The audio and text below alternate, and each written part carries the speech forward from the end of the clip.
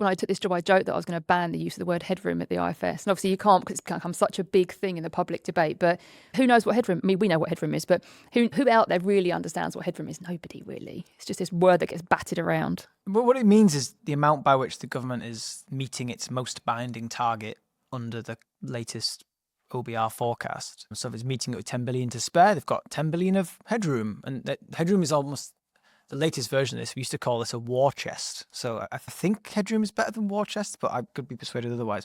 Anyway, this concept is everywhere. It's at the center of how this stuff is debated. And more concerningly still, it's at the center of how policy is made. So basically policy is being set on the basis of where governments want the headroom to be.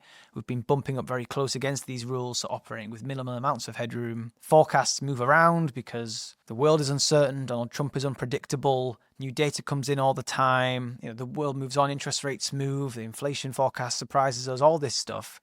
So the forecast moves, and then because we're fine-tuning things so carefully, policy has to move as well. So we end up with a more volatile policy-making process, with policy made in a rush, made in response to a movement in the forecast, over-responding to that.